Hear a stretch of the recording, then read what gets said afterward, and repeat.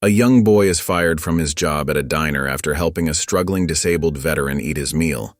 Heartbroken, he returns home, fearing his dreams of a better future are shattered. But what happens the next day turns his life, and the entire community, upside down. Why would the very man he helped spark a movement no one saw coming? This story of resilience, compassion, and redemption will leave you inspired to believe in the power of one small act of kindness. Before we get into the story, comment below where in the world you are watching from today. The late afternoon sun cast long shadows through the windows of Marge's diner as Caleb Johnson stood outside, adjusting his backpack strap on his shoulder. The familiar red and white awning fluttered in the gentle breeze, and through the large windows he could see the usual crowd of regulars settling in for their early dinners. Taking a deep breath, Caleb pushed open the heavy glass door, triggering the cheerful chime of the bell above. The warm aroma of coffee and fresh-baked pie wrapped around him like a comfortable blanket, mixing with the sizzling sounds from the kitchen and the gentle murmur of conversation. "Well, if it isn't our favorite busboy," Mr. Jenkins called out from his usual corner booth, looking up from his newspaper with a warm smile. "How'd your baseball team do this weekend, young man?" Caleb's face brightened as he made his way to the staff area. "We won, Mr. Jenkins, 7-5. I even got a double in the 6th inning." "That's my boy," Mr. Jenkins beamed, giving him a thumbs up. As Caleb tied his half apron around his waist, he caught sight of the tip jar on the counter. Each dollar brought him closer to his goal, the middle school band trip to Chicago. His mother had promised to cover half if he could earn the rest, and he was determined not to let her down. She worked so hard as a home health aide, often taking extra shifts to make ends meet. Mrs. Turner waved from her window seat, her silver hair catching the sunlight. "Caleb, dear, you're looking more grown up every day," she said, her eyes crinkling with warmth. "Thank you, Mrs. Turner," Caleb replied, grabbing his cleaning supplies. He began his usual routine, moving from table to table with careful attention. Each surface gleamed under his thorough cleaning, and he made sure to arrange the salt and pepper shakers just so. The wall clock showed 4:15 p.m. Caleb did some quick mental math. If he finished his homework during his dinner break, he could still get a solid 2 hours of trumpet practice in before bedtime. The thought of playing with the school band in Chicago kept his energy high as he worked. Some of the newer customers watched with surprise as the young boy moved efficiently through the diner, refilling water glasses without being asked and catching napkins before they could flutter to the floor. The regulars, though, simply smiled knowingly. They'd watched Caleb work here for months now, impressed by his dedication. As he worked, Caleb thought about his mom, probably helping Mrs. Rodriguez with her physical therapy exercises right about now. The image of her tired but proud smile when he showed her his growing savings made him stand a little straighter, move a little faster. "You missed a spot, son," Mr. Jenkins teased as Caleb wiped down a nearby table. "No way, Mr. Jenkins," Caleb laughed, playing along with their usual banter. "I never miss a spot." The diner hummed with activity around him. The clink of cups against saucers, the scratch of forks against plates, the warm conversations of people sharing their days. Caleb noticed the approving smiles from customers as he moved efficiently between tables, and a quiet pride bloomed in his chest. He straightened his apron and grabbed the coffee pot, ready to begin refills. Today felt like a good day, and he was determined to make the most of it. The rich aroma of fried chicken and freshly baked biscuits filled his nostrils, making his stomach rumble despite having eaten his after-school snack just an hour ago. Through the service window, he could see plates of golden brown chicken being arranged with care, steam rising from the crispy coating. The diner buzzed with its usual late-afternoon energy. Retired couples sat in their favorite booths, sharing plates of comfort food and trading stories about their grandchildren. A few solo diners occupied the counter seats, newspapers spread out beside their coffee cups. The familiar scene brought a smile to Caleb's face. Over the past few months, this place had become like a second home. "Caleb, honey," Mrs. Turner called out, raising her empty water glass with a gentle smile. "When you get a chance?" "Right away, Mrs. Turner," he replied, grabbing a pitcher of ice water from the service station.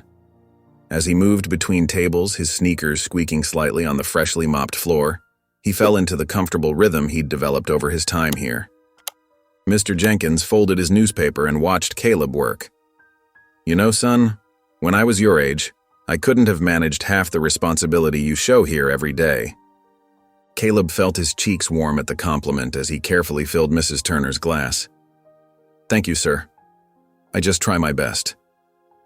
The steady clink of silverware against plates mixed with the soft murmur of conversations, creating a soothing backdrop to his work.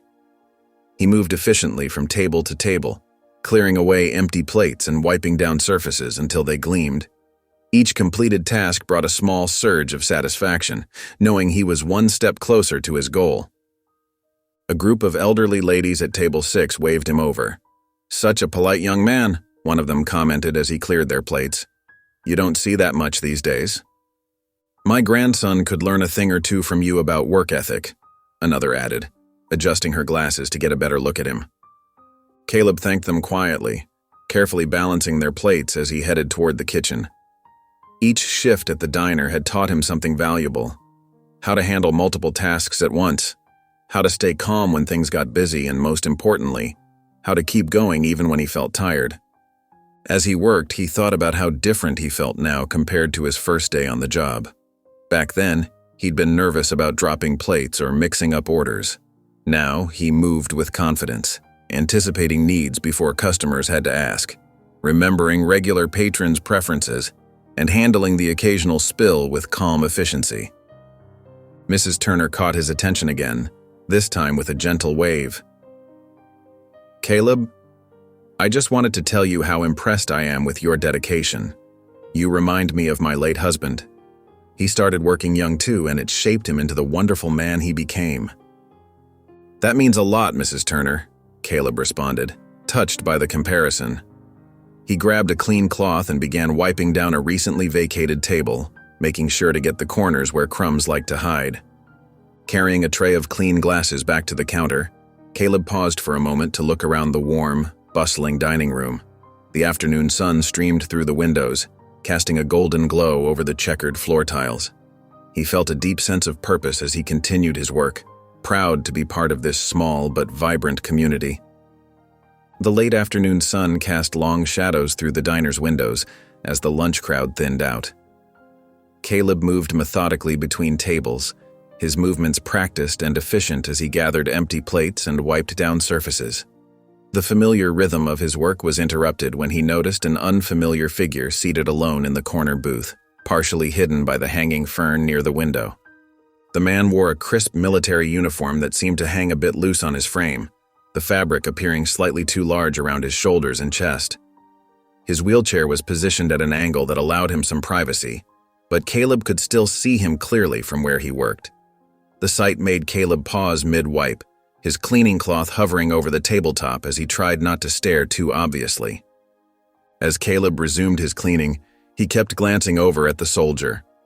The man's hands shook visibly as he tried to grip his fork, the silverware rattling slightly against the plate with a sound that seemed loud in the quiet afternoon lull. Each attempt to secure a proper hold seemed to frustrate him more, though his face remained carefully composed. His knuckles whitened with effort as he attempted to steady his grip, and small beads of sweat appeared on his forehead. Caleb's heart thumped harder in his chest as he watched the struggle unfold. He'd never seen anyone have such difficulty with something as simple as holding a fork before, and the sight made his stomach twist with empathy. The man's military bearing was evident in how he sat straight-backed in his wheelchair, but there was something vulnerable in his unsuccessful attempts to manage his meal that made him seem less like a soldier and more like anyone else having a tough day. Moving to a table closer to the veteran's booth, Caleb began clearing dishes while stealing careful glances at the man. He could now see the sergeant's stripes on the uniform sleeve and noticed how the man's jaw clenched with each failed attempt to get food to his mouth, a muscle twitching along his cheek. The few bites he managed were clearly hard-won victories, and the plate before him remained mostly full despite his persistent efforts. Questions tumbled through Caleb's mind as he worked, his hands moving automatically while his thoughts raced.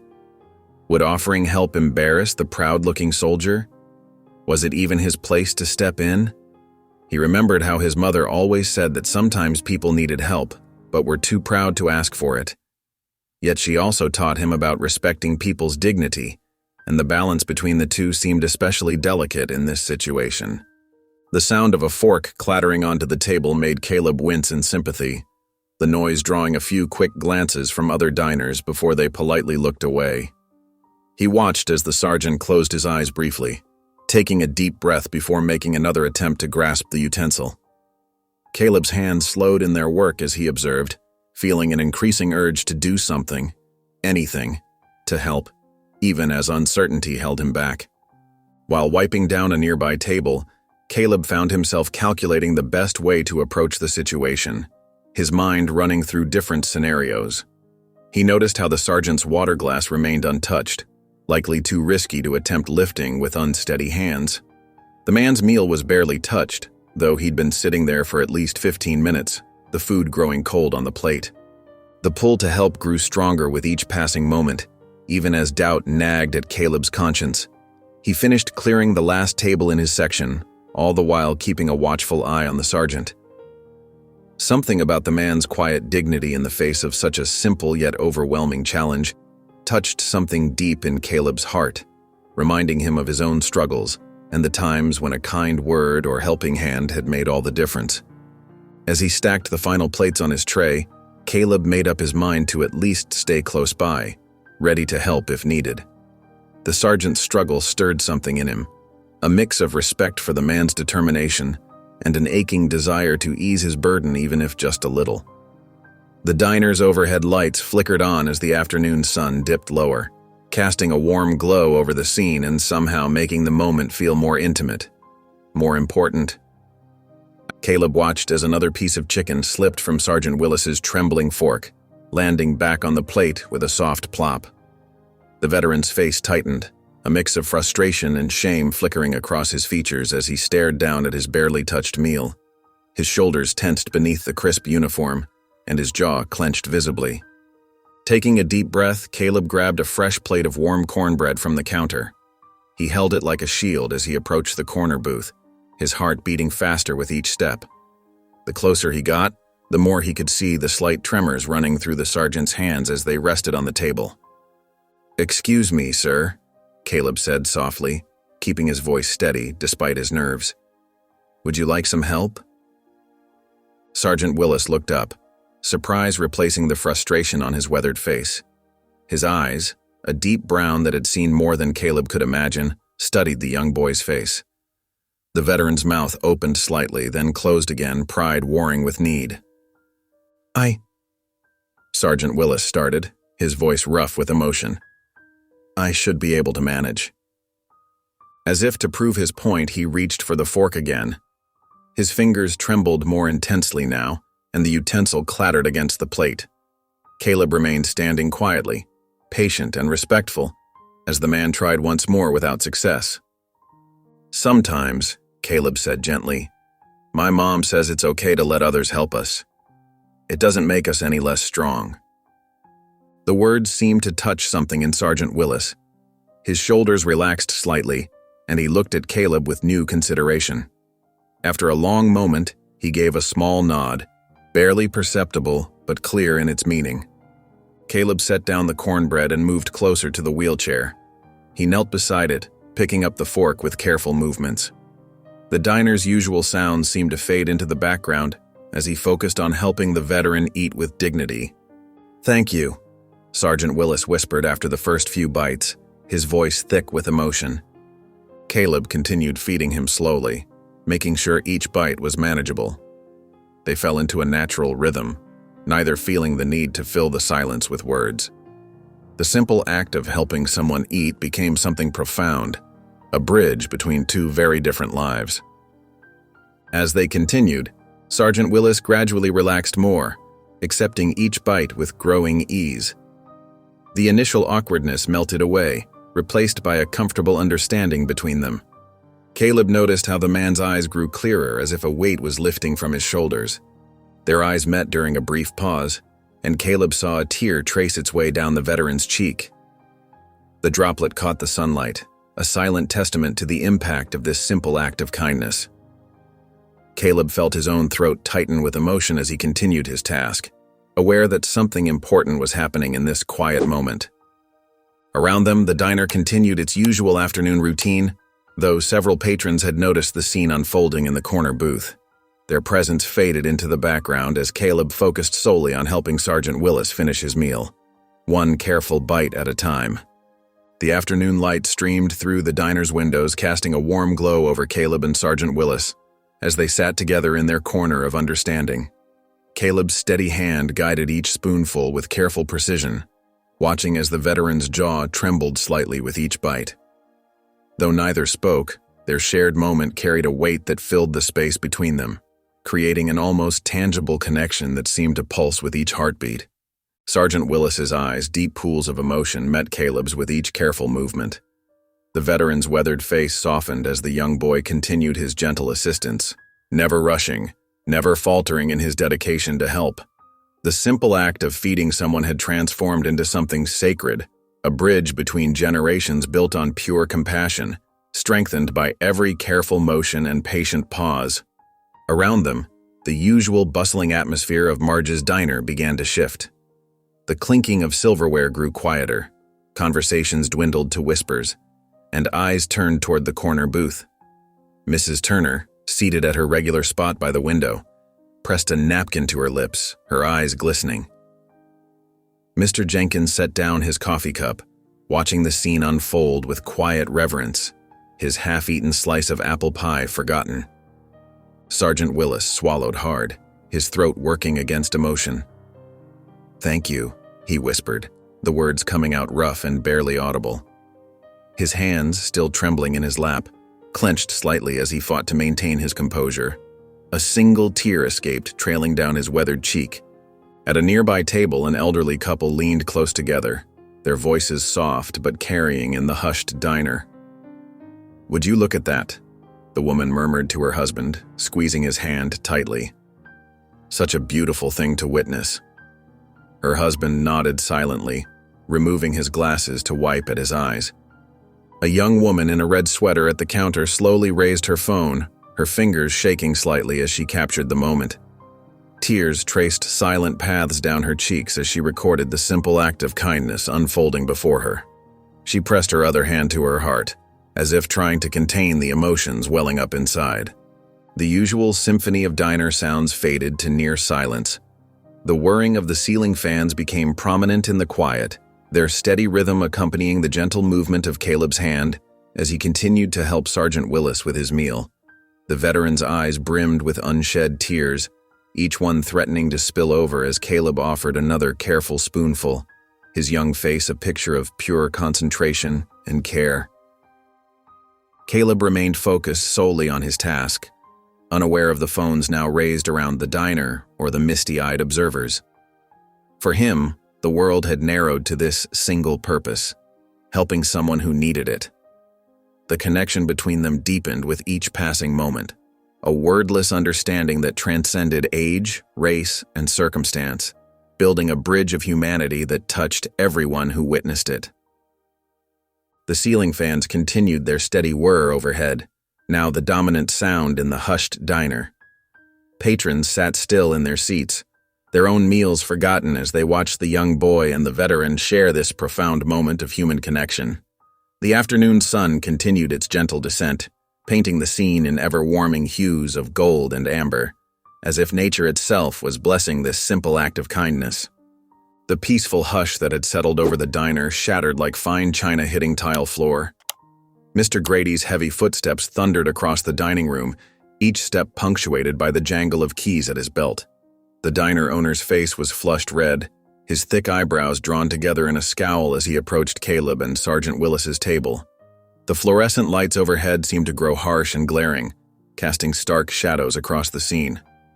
"Caleb, what do you think you're doing?" Mr. Grady's voice cracked through the air like a whip.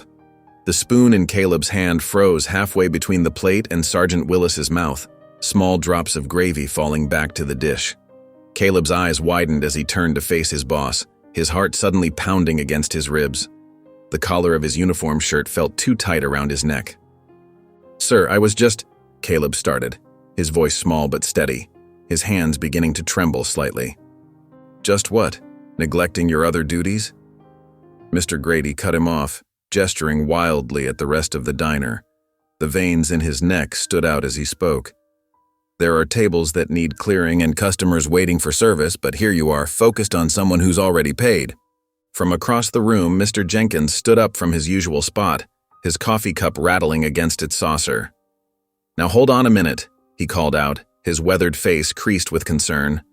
"The boy's just helping someone in need." "That's right," Mrs. Turner chimed in, her usual gentle voice carrying a note of steel. She gripped the edge of her table, knuckles whitening.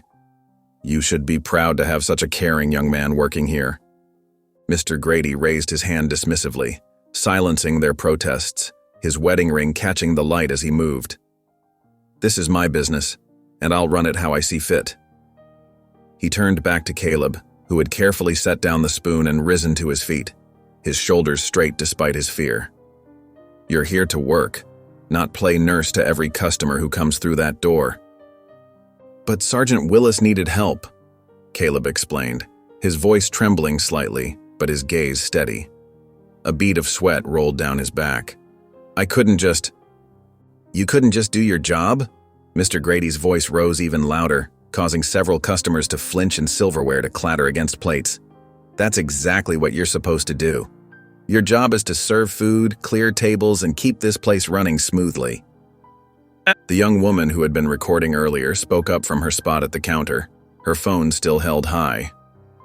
"This is ridiculous. He was showing basic human kindness."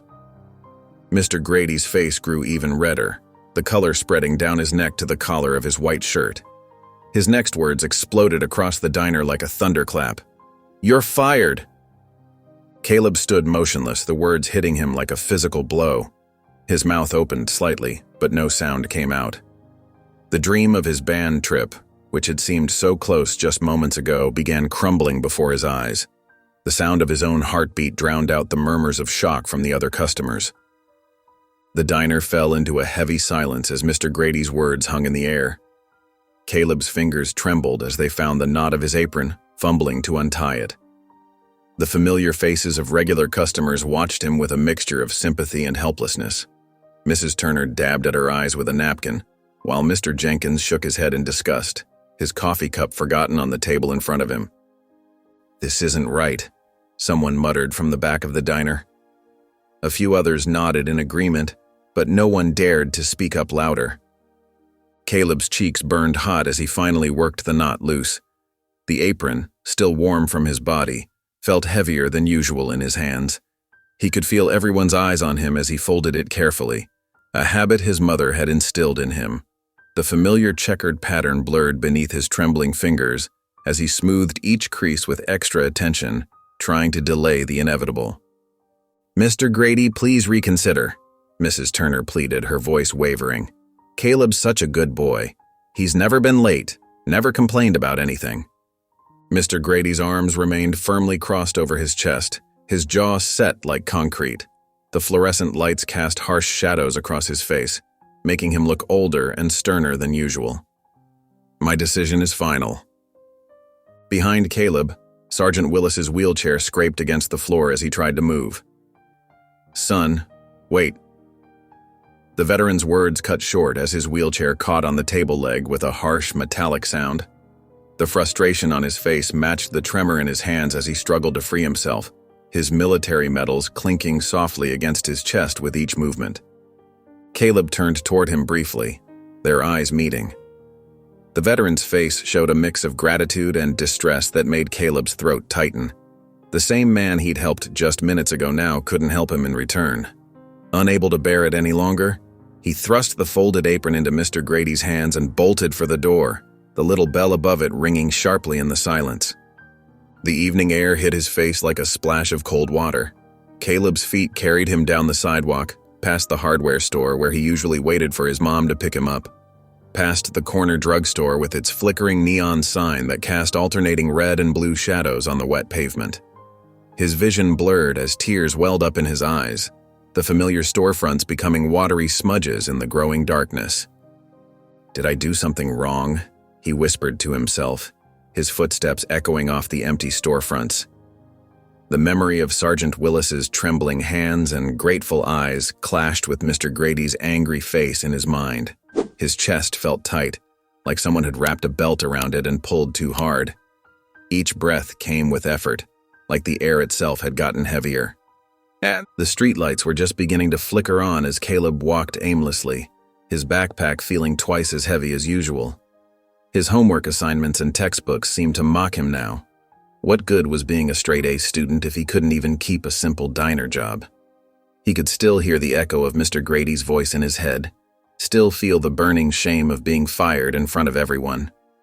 At the end of the block, Caleb paused and looked back toward Marge's diner.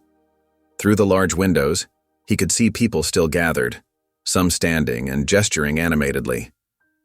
Mrs. Turner appeared to be arguing with Mr. Grady, while Sergeant Willis sat with his head bowed, both hands gripping his wheelchair's armrests. The sight made his stomach twist. He turned away quickly and disappeared around the corner, leaving behind not just his job, but his dreams of the band trip and the warm community he'd come to love. The distant sound of traffic and the cooling evening breeze were his only companions now. The walk home felt endless as Caleb made his way through the darkening streets. Each step seemed heavier than the last, his sneakers scuffing against the concrete. The familiar sights of his neighborhood, the corner store with its faded awning, the small park where kids still played basketball under the streetlights, all blurred together through his tears. A passing city bus whooshed by, stirring up fallen leaves that danced around his feet. By the time he reached the worn brick apartment building, his shoulders slumped under the weight of more than just his backpack. The climb up 3 flights of stairs felt like scaling a mountain, each footstep echoing in the empty stairwell. When he finally reached their apartment door, he paused, taking a deep breath to steady himself, his hand trembling slightly as he reached for the doorknob. Inside, the soft yellow light from the kitchen spilled into the narrow hallway, casting long shadows on the walls. The familiar scent of chamomile tea, his mother's evening ritual, filled the air, mingling with the lingering aroma of the morning's coffee. Caleb found Marcia at their small kitchen table, her reading glasses perched on her nose as she worked on their monthly budget in her worn notebook, bills spread out before her like a complicated puzzle. She looked up at the sound of his entrance, her pen stopping mid-calculation. Caleb? Concern immediately creased her forehead as she noted the time on the clock above the stove, its hands pointing to a much earlier hour than usual. "You're home early, baby. What happened?" Caleb stood in the doorway, his backpack sliding off his shoulder to thump against the floor. He opened his mouth to speak, but the words caught in his throat. His eyes burned with fresh tears, and he blinked rapidly against the stinging sensation. There was this man at the diner," he started, his voice barely above a whisper, cracking with emotion. "A veteran in a wheelchair.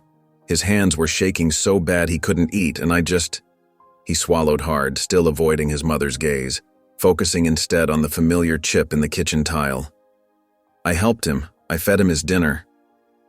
Marcia set down her pen, its soft click against the table punctuating the heavy silence as she listened intently to Caleb's words. "Mr. Grady got mad. He said I was wasting time and—" Caleb's voice cracked, the memory of his boss's angry face still fresh in his mind. "He fired me, in front of everyone." Before he could say another word, Marcia was on her feet, her chair scraping against the floor as she rushed to wrap him in a tight embrace. Her familiar scent, a mixture of lavender lotion and hospital soap, enveloped him as she held him close.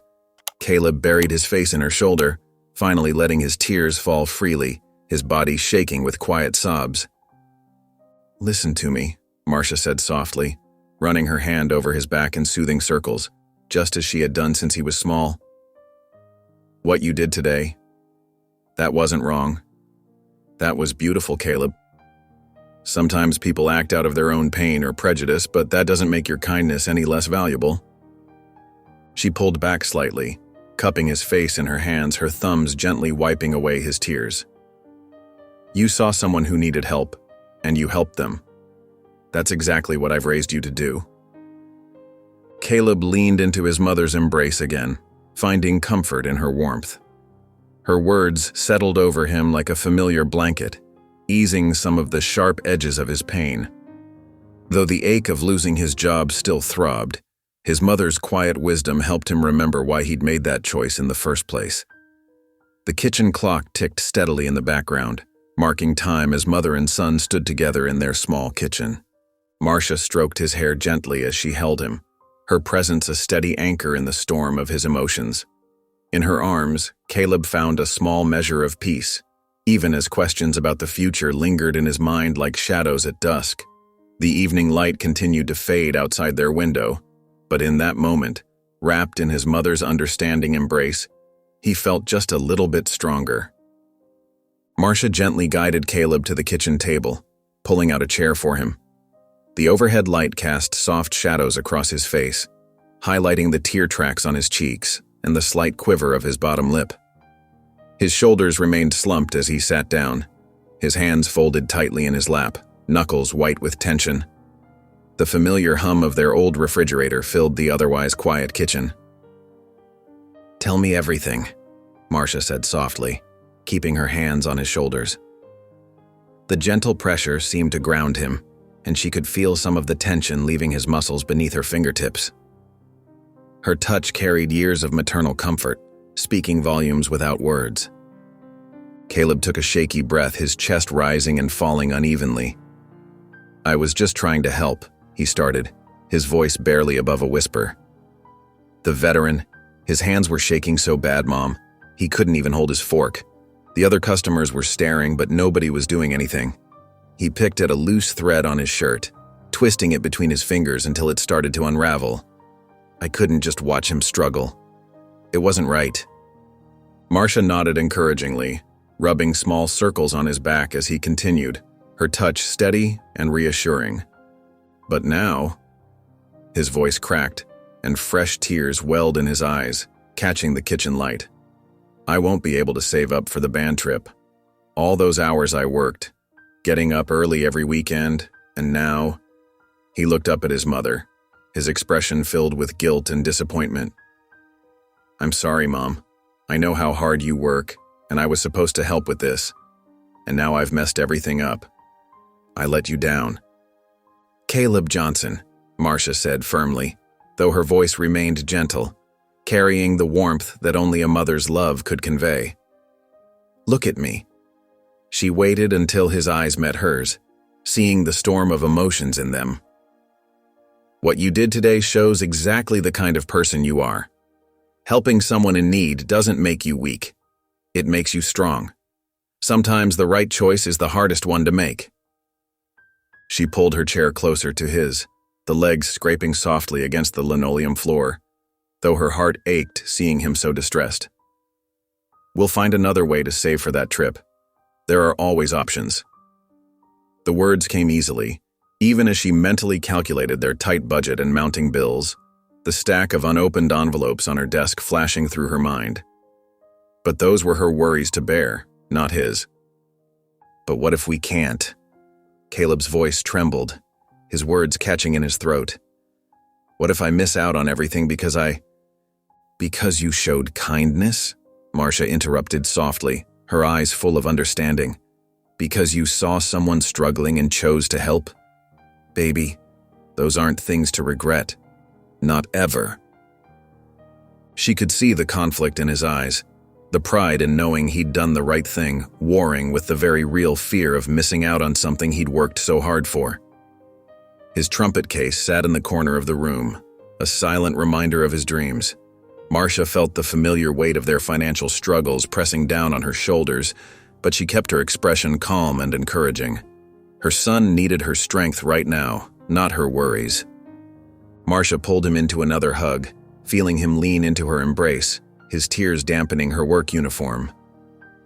"We'll figure this out together," she whispered, stroking his hair gently, her fingers running through his tight curls the way she had done since he was small. Caleb closed his eyes, and she could feel some of the tension leaving his body as he finally allowed himself to believe her words, finding a small spark of hope in the midst of his uncertainty. The kitchen clock ticked steadily in the background, marking time as mother and son held each other, sharing strength in their embrace. The apartment settled into its nighttime quiet, broken only by the steady tick-tock of the kitchen clock mounted above the stove.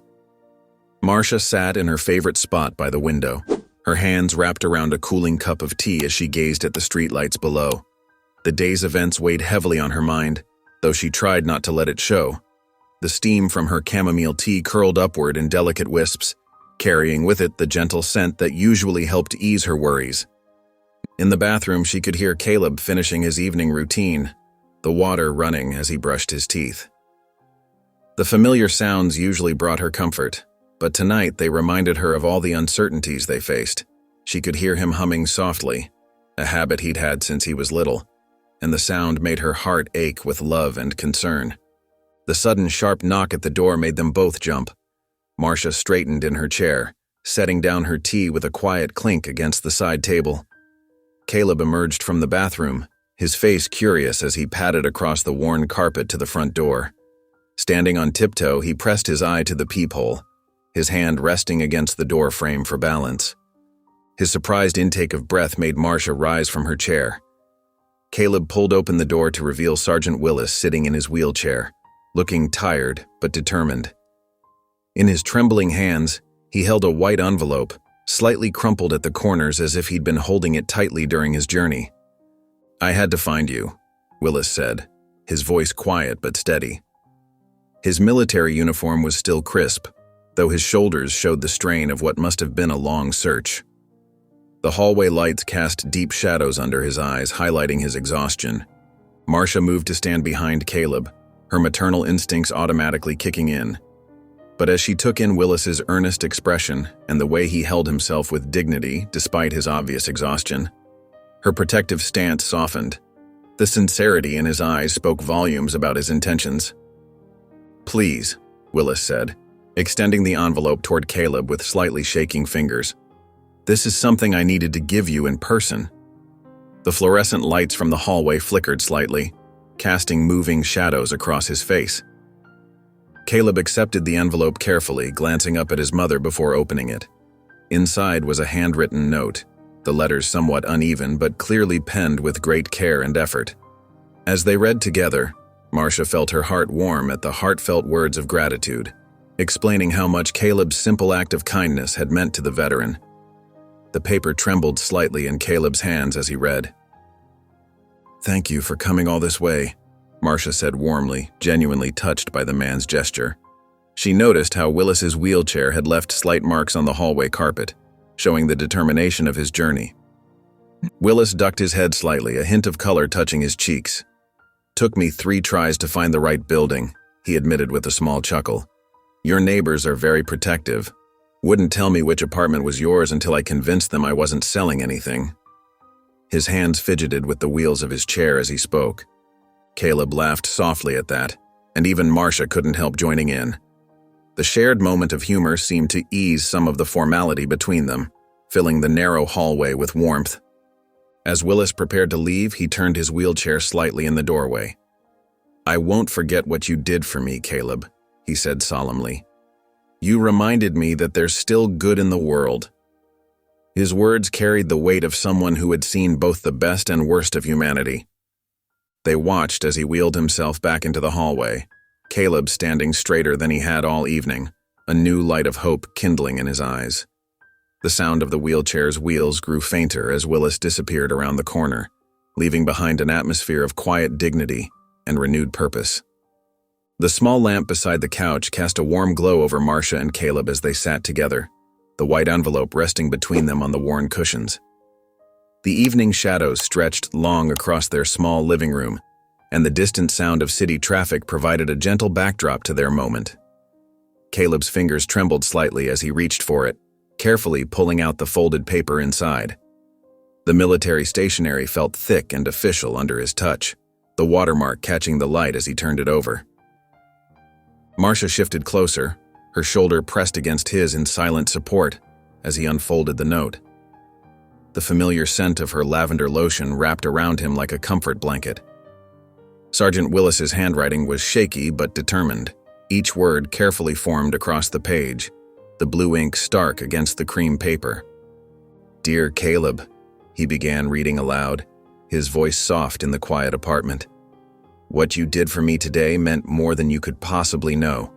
Since my injury, I've often felt invisible, like I've disappeared behind my wheelchair. People see my uniform or my disability, but they don't really see me anymore. Some days, it feels like I'm watching the world through a window, unable to truly connect. Caleb paused, swallowing hard before continuing, his finger marking his place on the page. But you saw me as a person who needed help, and you didn't hesitate. You showed me kindness without pity, respect without condescension. Your simple act of helping me eat reminded me that I still have worth, that I'm still here. In those few minutes, you made me feel human again. Marcia watched her son's face as he read, noting how his expression shifted from uncertainty to understanding. His shoulders straightened slightly, and the worry lines that had creased his forehead began to smooth away. She could see the weight of the day's events starting to lift from his young face. It wasn't really a big deal, Caleb mumbled, looking down at the letter, his thumb running along the paper's edge. Anyone would have done it.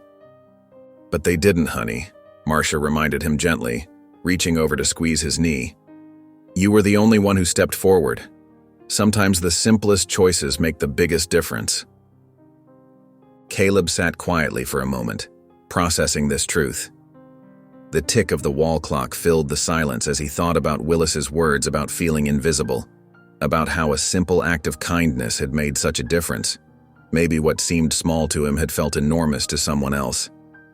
The realization settled in his chest like a warm ember. The note's final words caught in his throat as he read them.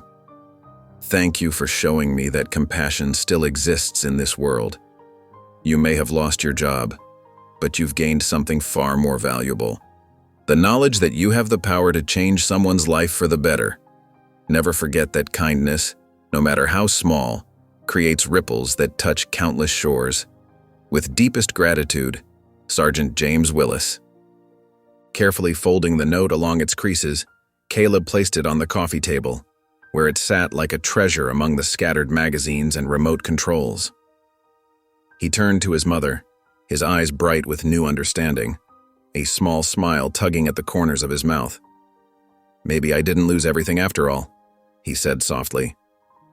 Marcia nodded, her smile warm and encouraging as she watched her son begin to understand the true value of his actions. The pride in her eyes spoke volumes more than words ever could. The apartment settled into nighttime silence, broken only by the distant hum of traffic and the soft whir of the building's aging heating system. Caleb lay in his narrow bed, the covers pulled up to his chest as he stared at the familiar cracks in his bedroom ceiling. The events of the day played through his mind like scenes from a movie he couldn't pause, each moment more vivid than the last. He turned onto his side, his hand reaching for Sergeant Willis's note on the bedside table. The paper felt smooth beneath his fingers as he unfolded it once more, squinting to read the shaky handwriting in the dim glow of his lamp. Each word seemed to carry more weight now, in the quiet darkness of his room, as if the night had given them extra meaning. The memory of Mr. Grady's angry face flashed through his mind, making his stomach clench. He could still hear the sharp tone of his boss's voice, see the disapproving looks from the other employees. The shame of being fired in front of everyone still stung, hot and sharp. But then he remembered the grateful look in Sergeant Willis's eyes, the trembling "thank you" that had meant so much, and the way the veteran's hand had gripped his arm with surprising strength. These two moments fought for space in his heart, leaving him confused and restless. Caleb rolled onto his back again, clutching the note to his chest. The loss of his job meant no more saving for the band trip, and that thought brought a fresh wave of disappointment. His saxophone case stood in the corner, a silent reminder of his dreams now put on hold. But something else nagged at him too. A strange sort of pride that had begun to take root alongside the hurt, like a flower pushing through concrete. His mother's words from earlier drifted back to him. Helping someone in need doesn't make you weak. It makes you strong. The simple truth of that statement settled over him like a warm blanket. Her eyes had been so certain when she'd said it, filled with the kind of wisdom that came from years of making hard choices. Maybe she was right. Maybe doing the right thing was more important than keeping a job that would have required him to ignore someone who needed help. The ceiling fan spun lazily above him, casting subtle shadows that danced across the walls. A car passed by outside, its headlights briefly illuminating his room before sliding away into darkness. Caleb's thoughts continued to chase each other, pride mixing with uncertainty, hope wrestling with disappointment. He remembered how natural it had felt to help Sergeant Willis, how right it had seemed in that moment. No amount of Mr. Grady's anger could change that feeling, no matter how much the consequences hurt. His eyes grew heavy as exhaustion began to win over his racing mind. The note still rested against his chest, a physical reminder that kindness, even when it comes at a cost, holds its own kind of value. His mother's voice echoed in his thoughts once more. Helping someone is never wrong. That simple truth followed him as he finally drifted toward sleep, providing a small measure of peace in the midst of his uncertainty.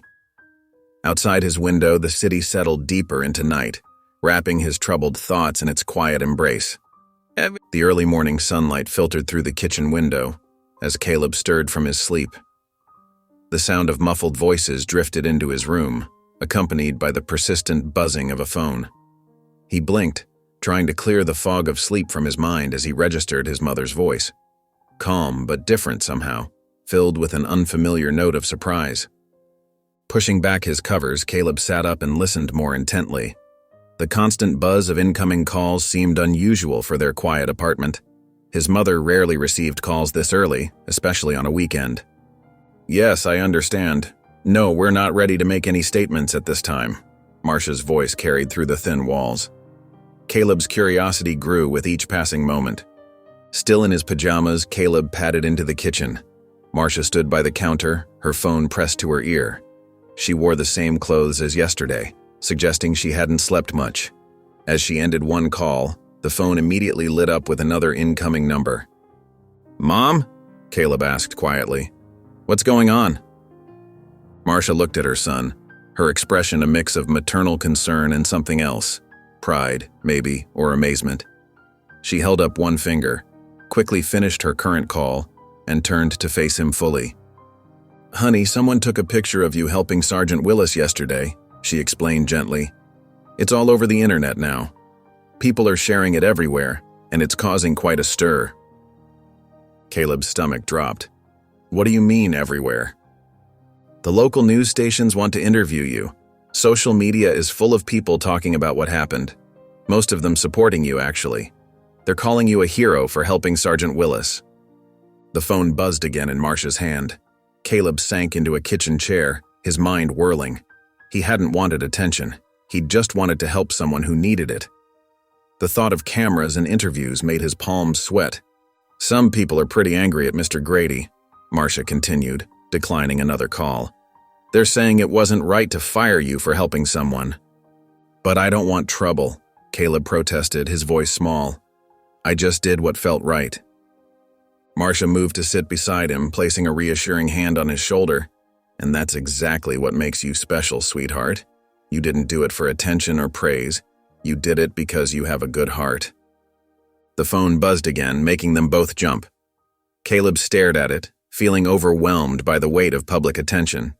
He'd never imagined his simple act of kindness would spark such interest. "What do we do now?" he asked, uncertainty clear in his voice. "We stay true to who we are," Marcia replied firmly. "You did nothing wrong, Caleb. Your actions speak for themselves." As another call came in, Caleb stood up slowly. The kitchen suddenly felt too small, too exposed. Without a word, he turned and walked back to his room, seeking refuge from the growing storm of attention. The quiet of his bedroom offered little comfort as he tried to process how his private moment of compassion had become such a public story.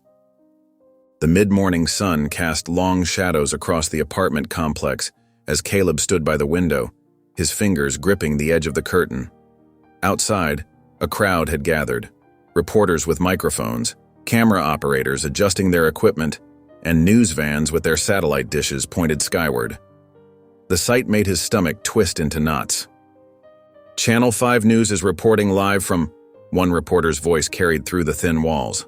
Another called out, "Can we get a statement from the family?" Marcia moved efficiently through their small living room, checking that all the blinds were properly closed.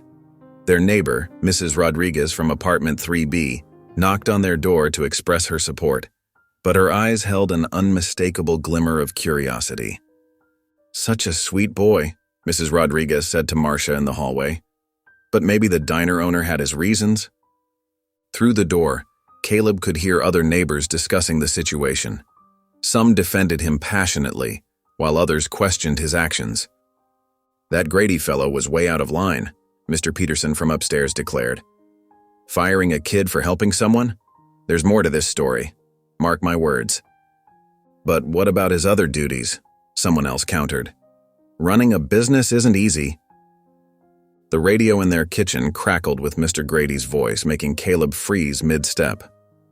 "The boy was causing disruptions," Mr. Grady's stern voice announced. "We have procedures and responsibilities."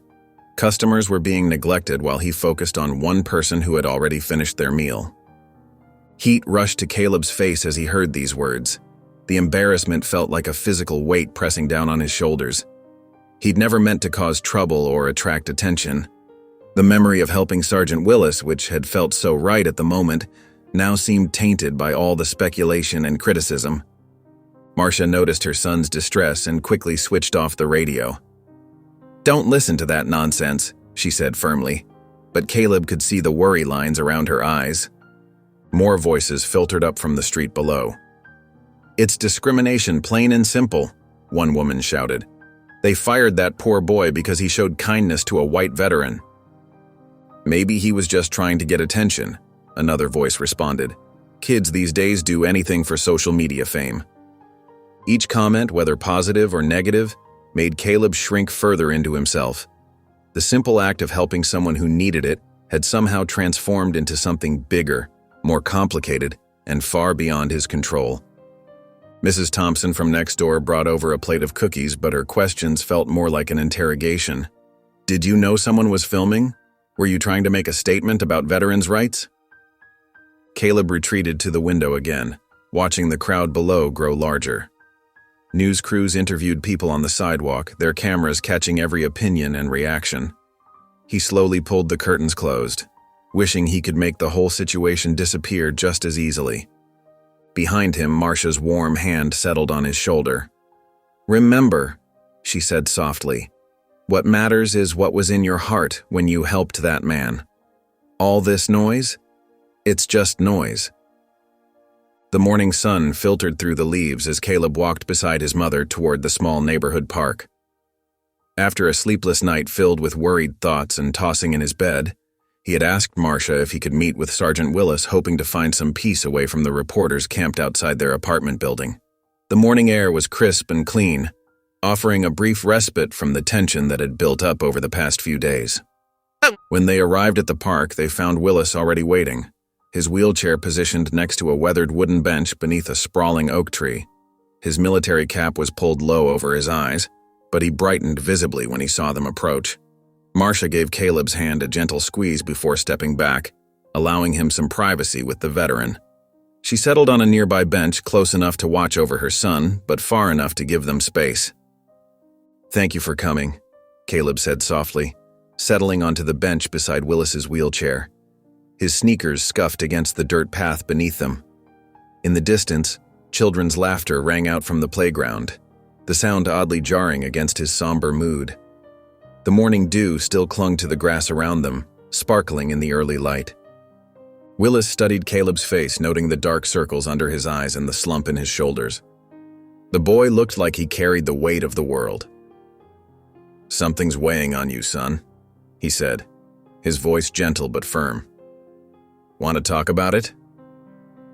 The simple question broke something loose in Caleb. Words tumbled out as he described the reporters outside his home, their cameras flashing whenever anyone came or went, the conflicting opinions on social media, and Mr. Grady's harsh words on the radio that had kept him up most of the night. "I just wanted to help," he said, his voice cracking. "I never meant for any of this to happen. It feels like everything's spinning out of control." Willis nodded slowly, his eyes distant, focused on something only he could see. "You know, this reminds me of something that happened during my service," he began, adjusting his position slightly in his wheelchair. We were in a small village, and I had to make a split-second decision to help a civilian. Some of my fellow soldiers questioned my judgment, said I put the mission at risk. He paused, his hands trembling slightly in his lap, his wedding ring catching the sunlight. I lost 3 good friends in that war. Sometimes I wonder if I could have done more to save them. Their faces still visit me in my dreams. Caleb listened intently as Willis continued, describing the weight of survivors' guilt and the struggle to find purpose after his injury. The veteran's words painted vivid pictures of loss and redemption.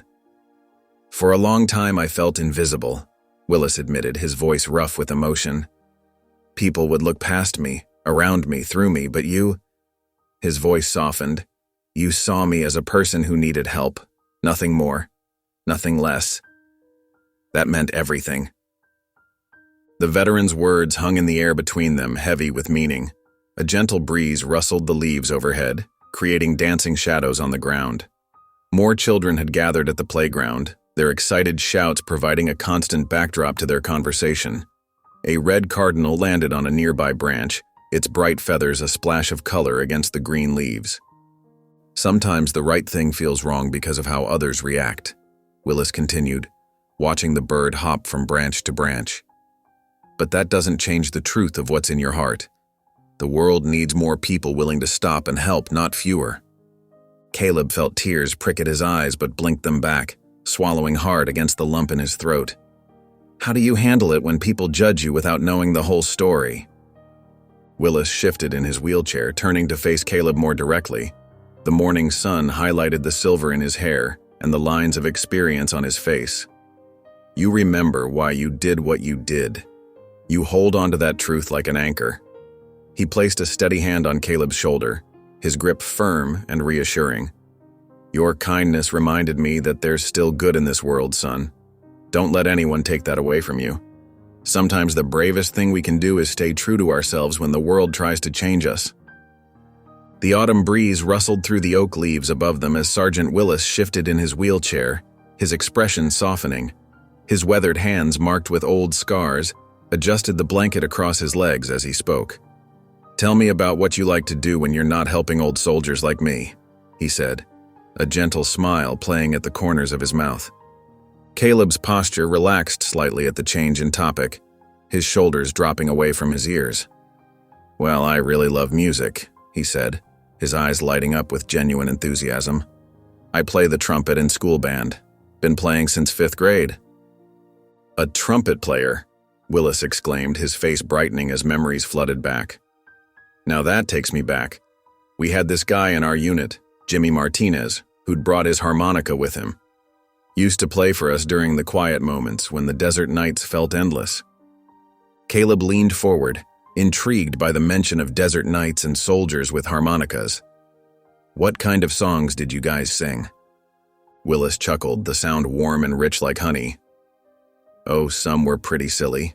We had this one about army food that went... He hummed a few bars, then sang softly, his voice carrying traces of remembered camaraderie.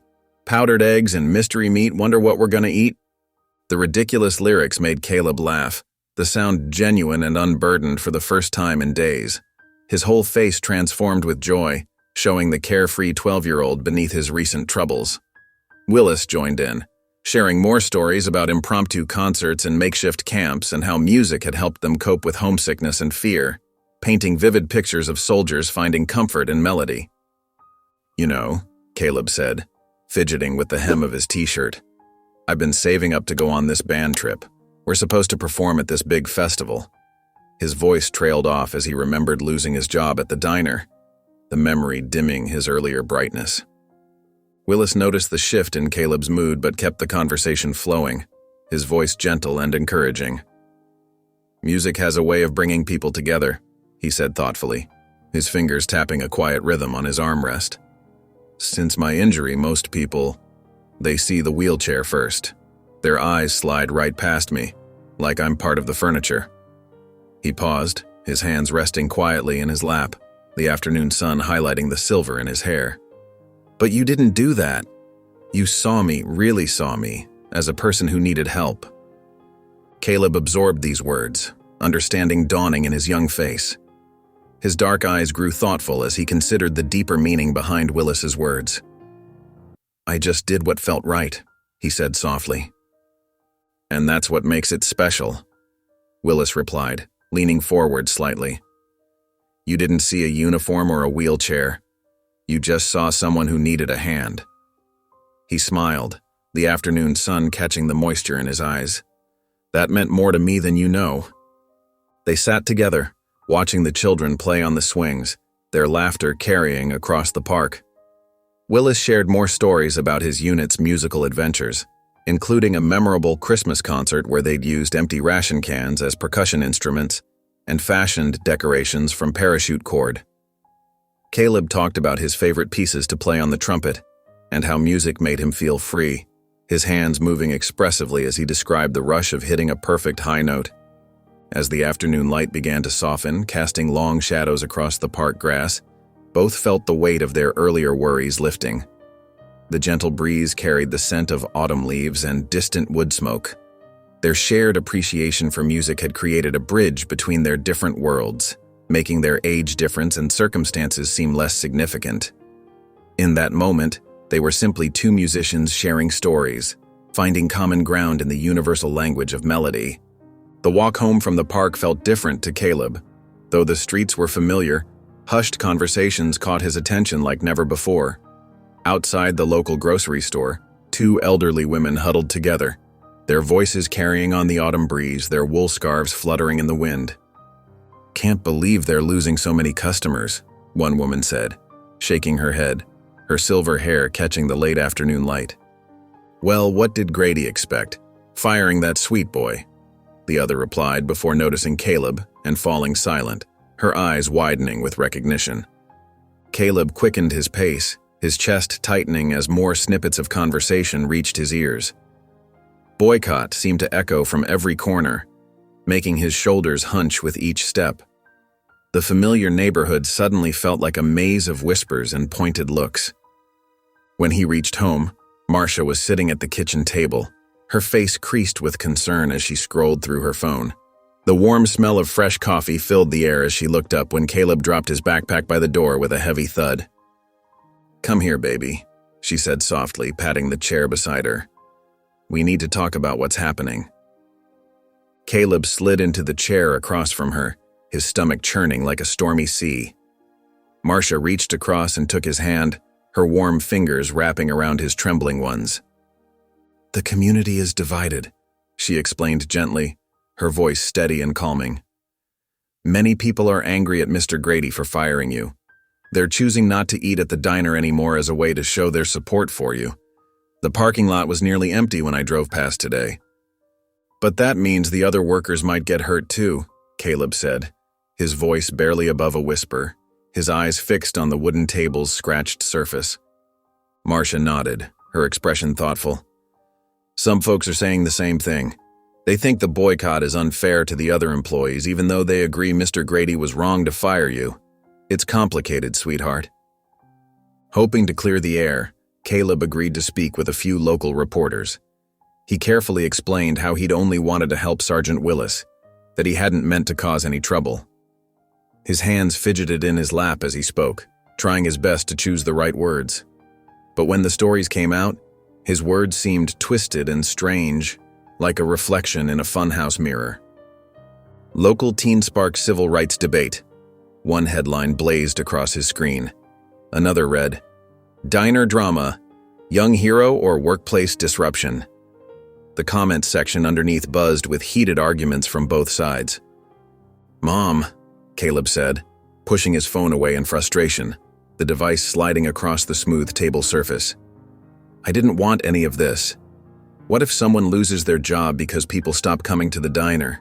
Mrs. Turner told me some of the servers are single moms too. They need those tips to get by." Marcia squeezed his hand, her eyes full of understanding. "Listen to me, Caleb. You're not responsible for how other people choose to react. You did something kind and genuine. What happened after isn't your fault.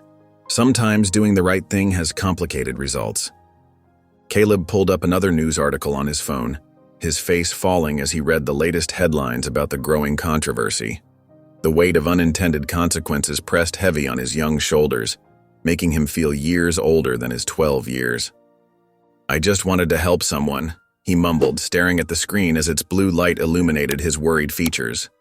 "I didn't mean for it to turn into all this." "I know, baby," Marcia said softly, wrapping an arm around his shoulders. "I know." Caleb stood at his bedroom window early the next morning, his heart sinking at the sight below. The reporters had returned, their cameras and microphones at the ready, like weapons pointed at his home. Some paced the sidewalk while others huddled in small groups, sipping coffee and checking their phones. The scene made his stomach churn. "They're like vultures," he muttered, letting the curtain fall back into place. Marcia appeared in his doorway, already dressed for work in her nurse's aide uniform. Her face carried the same worried expression she'd worn for days. "Baby, come sit down for a minute." They settled on the edge of his bed, and Marcia took his hand in hers. "I know this is hard," she said, her voice gentle but firm. "But we need to be smart about how we handle it. Try not to engage with them if you can help it. If someone corners you and you have to speak, keep it simple and straight to the facts." Caleb nodded, though his shoulders remained tense. "What if they twist my words again?" "That's exactly why we need to be careful," Marcia replied. "The less we give them, the less they can spin." Throughout the morning, Caleb felt like a prisoner in his own home. Every time he passed a window, flashbulbs would pop.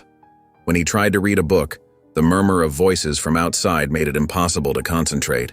Even the familiar comfort of practicing his trumpet felt strange, knowing people were probably recording the sound. By afternoon, his phone buzzed with another round of social media notifications. People he'd never met were debating his character in comment sections, some praising him as a hero, others questioning his motives. The weight of their judgment pressed down on him until it felt hard to breathe. The phone rang again, but this time it was Sergeant Willis's number on the screen. Caleb answered quickly, grateful for a friendly voice. "How are you holding up, son?" Willis asked, his tone warm and steady. "I don't know anymore," Caleb admitted. "It feels like everyone's watching everything I do, like I can't just be normal anymore." "Listen to me," Willis said. "What you did that day at the diner, that was real. That was true kindness, not this circus they're making it out to be. Sometimes doing the right thing comes with challenges we didn't expect." Caleb sank into his desk chair, clutching the phone tighter. "But how do I handle all this?" "By remembering who you are," Willis replied. "By standing firm in what you know was right. The cameras will eventually find something else to point at, but your character, that's what lasts." As they talked, Caleb felt his breathing ease slightly. Willis's words seemed to cut through the chaos, offering a lifeline of clarity and calm. When they finally hung up, Caleb sat quietly for a moment, letting the conversation sink in. Though the reporters still lingered outside and the social media storm continued to swirl, something had shifted inside him. A small spark of determination to weather this storm without losing himself in the process. The afternoon sun filtered through the kitchen window as Marcia's phone rang. She answered it while sorting through bills at the kitchen table, her expression shifting from concern to pleasant surprise as she listened. The caller identified himself as James Cooper from the local Veterans of Foreign Wars chapter, his warm voice carrying a hint of excitement. "We've been following your son's story," he explained warmly. "What Caleb did for Sergeant Willis? Well, it touched a lot of hearts in our organization. We'd like to host a neighborhood cookout in his honor. Our members were deeply moved by his compassion." Marcia's eyes brightened as Mr. Cooper detailed their plans for the event. They envisioned a community gathering that would celebrate not just Caleb's actions, but the power of kindness to bring people together. He described their ideas for games, music, and plenty of good food to share. After hanging up, Marcia found Caleb in his room, absently strumming his guitar, the melody soft and uncertain like his thoughts. "Baby, I just got an interesting call," she began, sitting beside him on the bed, the mattress dipping slightly under their combined weight.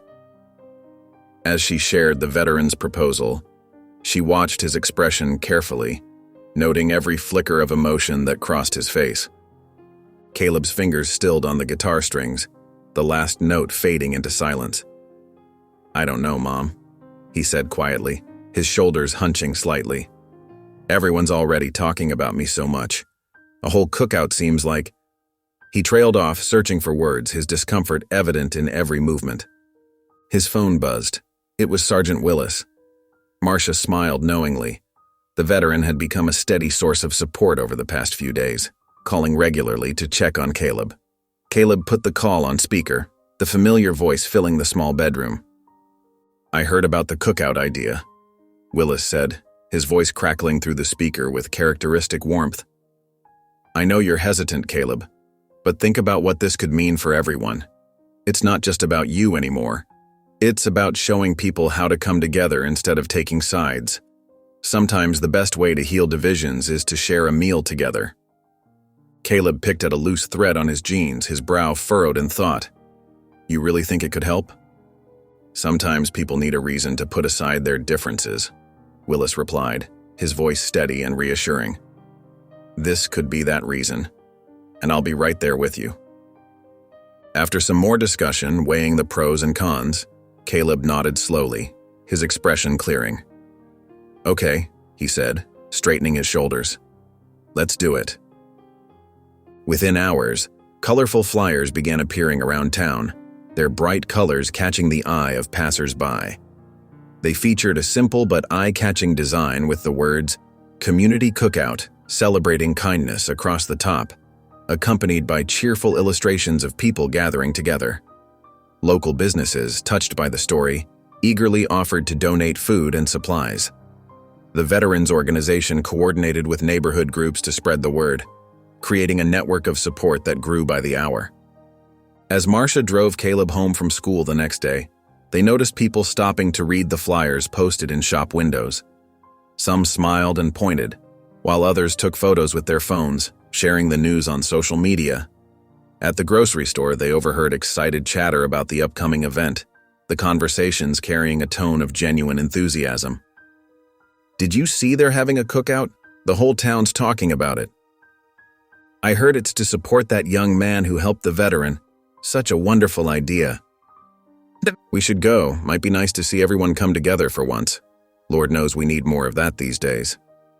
Later that afternoon, Caleb watched from across the street as Mr. Jenkins, one of his former regular customers from the diner, carefully taped a flyer to the community bulletin board outside the library. The bright paper fluttered slightly in the breeze, catching the late afternoon sunlight. For the first time since the incident at the diner, Caleb felt something other than anxiety about his situation. He felt hope, warm and growing, like the first rays of sunrise after a long night.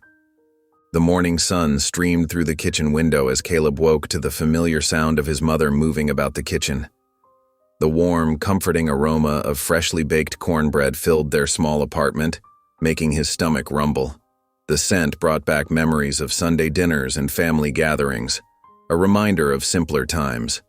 Marcia hummed softly as she wrapped the still warm bread in a checkered cloth, her movements gentle and practiced.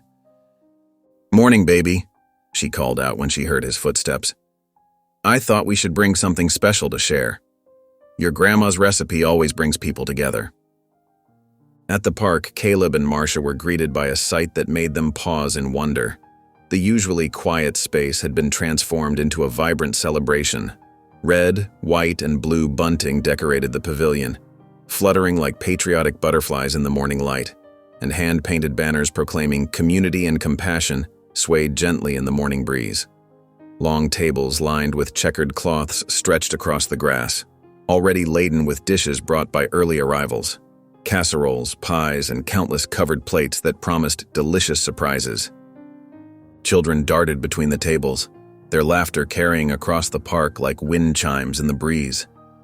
Several veterans in wheelchairs had positioned themselves near the grills, sharing stories with attentive listeners, their faces animated as they spoke. The atmosphere felt lighter, more hopeful than anything Caleb had experienced in weeks, as if the whole community had exhaled a collective sigh of relief. "Caleb, over here!" Sergeant Willis's voice carried across the crowd, strong and clear. He sat among a group of veterans, their wheelchairs arranged in a loose circle beneath a towering oak tree. As Caleb approached, Willis's face broke into a warm smile that crinkled the corners of his eyes. "These are some friends of mine I'd like you to meet. They've been wanting to talk to you." One by one, the veterans introduced themselves, each sharing a brief story about their service and their struggles after returning home. Their words painted pictures of battlefield courage and everyday battles fought in silence. An older man with silver hair spoke about how difficult it had been to accept help after his injury, his weathered hands resting quietly in his lap. "What you did, son," he said, his voice thick with emotion. "It reminds us that there's still kindness in the world. Sometimes we forget that." Another veteran, a woman with close-cropped gray hair and sharp eyes, reached out to shake Caleb's hand. "We've all been where Willis was that day," she explained, her grip firm and reassuring. "Afraid to ask for help? Worried about being a burden? Sometimes it takes someone like you to remind us we're not alone. That's a gift you can't put a price on." Caleb listened intently, feeling a deep sense of connection with these warriors who had sacrificed so much. Their medals and ribbons told stories of courage, but their words spoke of something deeper: humanity and vulnerability. The weight of the past weeks, the controversy, the media attention, the whispered judgments, began to lift from his shoulders like morning mist burning away in the sun. In its place, a quiet pride took root, not in himself, but in being part of something larger than himself, a community coming together to heal. Marcia watched from nearby, dabbing at her eyes with the corner of her apron as she saw her son surrounded by people who truly understood the value of his actions. Her heart swelled with pride and gratitude. The morning sun caught the medals on the veterans' jackets, making them sparkle like stars against their dark uniforms, each one a testament to service and sacrifice. Standing beside Sergeant Willis, Caleb watched families spread blankets on the grass, children share toys with new friends, and neighbors who hadn't spoken in weeks engage in friendly conversation over plates of food. Some faces still showed uncertainty, but smiles were breaking through like sunshine after rain. The warmth he felt had nothing to do with the summer sun, and everything to do with the healing he saw taking place around him, a reminder that sometimes the smallest acts of kindness could spark the biggest changes. The lively chatter at the cookout gradually died down as Sergeant Willis wheeled himself onto the small wooden stage. His military uniform, pressed and decorated with ribbons, caught the sunlight as he positioned himself near the microphone. In his weathered hands, he held something small that glinted, a tarnished metal that drew curious glances from the assembled crowd. The late afternoon breeze rustled through the park's trees, carrying the mingled scents of grilled food and summer flowers. The gathering fell silent, their attention fixed on the veteran. Parents pulled their children close, and other veterans straightened in their chairs, their own medals and pins gleaming in solidarity. Willis cleared his throat, his fingers tracing the edges of the metal as he gathered his thoughts, the microphone picking up the soft sound. "Caleb Johnson," he called out, his voice carrying across the park with the authority of his military years. "Would you please join me up here?" Caleb froze where he stood near one of the picnic tables, a paper plate of untouched food forgotten in his hands. His eyes darted to his mother, uncertainty written across his face. Marcia smiled encouragingly and gave him a gentle push forward, taking the plate from his trembling fingers. "Go on," she whispered, squeezing his shoulder. With slow, hesitant steps, Caleb made his way through the crowd. The short walk to the stage felt like miles as dozens of eyes followed his progress. His sneakers seemed to find every twig and pebble along the way. When he reached Willis's side, the veteran's warm smile helped ease some of his nervousness, though his heart still pounded in his chest. "This medal," Willis began, holding it up for all to see, the bronze surface catching the light, "was awarded to me for bravery in combat. It's been my most prized possession for years." His voice wavered slightly as he continued, fingers clutching the metal tighter. "But today I want to share what true courage looks like." Willis turned to face Caleb directly, his wheelchair creaking softly with the movement. "When you saw me struggling that day in the diner, you didn't hesitate. You didn't see a stranger or a veteran or even a disability. You saw someone who needed help and you acted with pure compassion. Not everyone would have done what you did." Tears glistened in Willis's eyes as he spoke, his voice growing thick with emotion. "For months after my injury, I felt invisible. People would look past me, around me, through me. But you, Caleb, you saw me. Your simple act of kindness restored my faith in humanity when I needed it most. Sometimes the smallest gestures make the biggest difference." The medal caught the sunlight as Willis extended it toward Caleb, the ribbon slightly frayed but still proud. "This represents courage under fire. But what you showed that day, that was a different kind of courage. The courage to be kind when others might judge, to help when others might turn away. That's the kind of courage our world needs more of." Caleb's hands trembled as he accepted the medal, its weight surprisingly heavy in his palms. His throat felt tight with emotion, and words seemed impossible to form. The medal felt warm against his skin, as if carrying the weight of its history. Around him, the crowd burst into applause, the sound swelling like a wave. Many wiped tears from their eyes, moved by Willis's gesture and words. Marcia watched from below the stage, her own eyes brimming with tears of pride, her hands clasped tightly together. She noticed how her son stood taller now, the weight of recent weeks seemingly lighter on his young shoulders.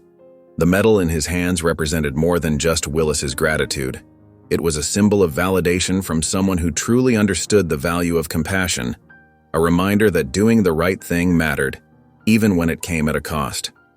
The applause continued to wash over them as Caleb and Willis shared a meaningful look, their unique bond evident to all who witnessed the moment. The veteran reached out and patted Caleb's arm, a gesture that spoke volumes without words. For Caleb, the warmth of community support finally began to outweigh the sting of recent criticism. Healing wounds he hadn't even realized were still raw. The evening air grew cooler as Caleb and Marcia made their way home from the cookout, their footsteps echoing on the quiet sidewalk. Caleb's fingers remained wrapped tightly around Sergeant Willis's medal, its weight both unfamiliar and comforting against his palm.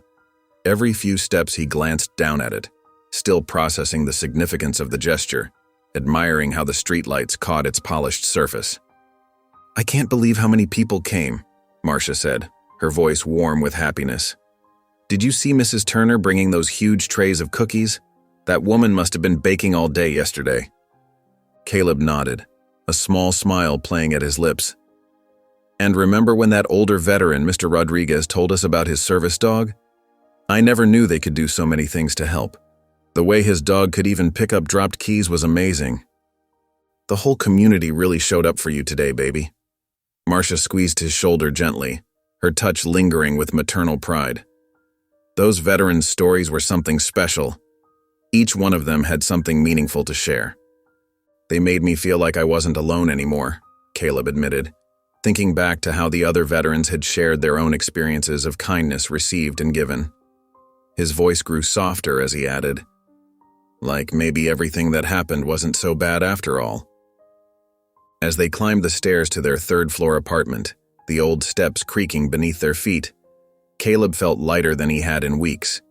The medal bounced gently against his chest with each step, a reminder of the afternoon's celebration and the unexpected friendship he'd found. Their peaceful mood shattered when they reached their door. A large brown envelope was taped prominently to its surface, official-looking seals visible even in the dim hallway light, the paper stark against the worn blue paint. Marcia's smile faded as she pulled the envelope free, the tape making a harsh sound as it separated from the door. Her hands trembled slightly as she broke the seal and withdrew the papers inside. Caleb watched her face change as she read, her expression darkening like storm clouds gathering, his own heart beginning to race. "Mom," he asked, his voice small and uncertain. "What is it?" "It's from Mr. Grady's lawyer," Marcia said slowly, her eyes scanning the document, each word seeming to add another weight to her shoulders. He's filing trespassing charges against us.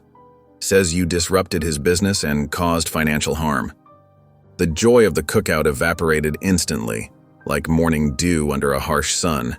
Caleb's grip on the metal tightened until his knuckles turned white, the metal edges pressing painfully into his palm. "But I worked there," he protested, his voice cracking slightly. "How could it be trespassing? I was just trying to help someone. Marcia unlocked their door, ushering Caleb inside with gentle hands. The legal papers seemed to weigh down her hands like lead as she placed them on their kitchen table, the harsh fluorescent light making the official letterhead seem even more threatening. She took a deep breath, trying to maintain her composure for Caleb's sake, though worry lines creased her forehead. "We'll figure this out," she said quietly, reaching out to smooth Caleb's collar in a habitual gesture of comfort. "We always do." Caleb nodded, but fear had already taken root in his chest, spreading like frost across a window pane. The metal that had felt so special moments ago now seemed to mock him with its weight, a bitter reminder that no good deed goes unpunished. Marcia sat at the kitchen table, the harsh overhead light illuminating the scattered legal documents before her. Her fingers traced the official letterhead as steam rose from her untouched cup of tea, curling into the air and dissipating like her earlier happiness. Caleb watched from his position on the worn couch, his fingers wrapped tightly around Sergeant Willis's medal, drawing comfort from its solid presence. "This is ridiculous," Marcia muttered, shaking her head as she read through another page. "Trespassing? Financial harm? You were an employee." Her voice carried a mix of frustration and growing worry. Caleb shifted on the couch, the springs creaking beneath him. The metal felt heavier with each passing minute as he watched his mother's shoulders tense. Their rent was already tight each month, and he knew legal fees would stretch their budget beyond its limits. "Mom," he said softly, "maybe if I talk to Mr. Grady." "No, baby," Marcia interrupted, her tone gentle but firm. "This isn't something you need to fix." She reached for her phone and began dialing numbers she'd hastily scribbled on a notepad. Each call to various legal aid services ended the same way. They were either at capacity or had waiting lists months long. After the fifth unsuccessful call, Marcia's hands dropped to the table and she let out a long breath. The sound seemed to fill their small kitchen, mixing with the quiet hum of their aging refrigerator. Caleb could see the worry lines deepening around her eyes. "We've been through tough times before," Marcia said finally, her voice finding its strength again. She looked directly at Caleb, her gaze steady and reassuring despite her obvious concern. "Remember when the car broke down last winter? We made it through that." Caleb nodded, his thumb running over the raised surface of the metal. The memory of helping Sergeant Willis remained clear in his mind. The trembling hands, the grateful eyes, the quiet dignity. Even facing these consequences, he couldn't bring himself to regret his choice. "I know it's scary," Marcia continued, pushing back from the table to join Caleb on the couch. "But we're Johnsons. We don't back down when things get hard." "I'd do it again," Caleb admitted quietly. "Help Sergeant Willis, I mean. Even knowing about all this." His voice wavered slightly, but his words carried conviction. Marcia placed her hand on Caleb's shoulder, squeezing gently. "We'll get through this, together." Caleb nodded, the uncertainty still heavy in his chest but somehow more manageable with his mother's steady presence beside him. The morning sun cast long shadows across the park as Caleb walked along its winding paths, trying to clear his head after another restless night. The lawsuit weighed heavily on his thoughts, but the fresh air helped ease some of his anxiety. Even the familiar scent of freshly cut grass and blooming flowers couldn't completely lift the weight from his shoulders. As he rounded a corner near the playground, two women's voices carried clearly from a nearby bench. "Poor James Grady," one woman said, shaking her head, her silver hair catching the morning light. "That father of his, a war hero to everyone else," the other woman added, her voice dropping lower, leaning in conspiratorially. "But at home? That was a different story entirely." Caleb slowed his pace, his sneakers silent on the grass as he moved closer to hear better. The women, absorbed in their conversation, didn't notice him behind the nearby oak tree. "My mother used to live next door to them," the first woman continued, wringing her hands in her lap. "Said she'd hear shouting at all hours.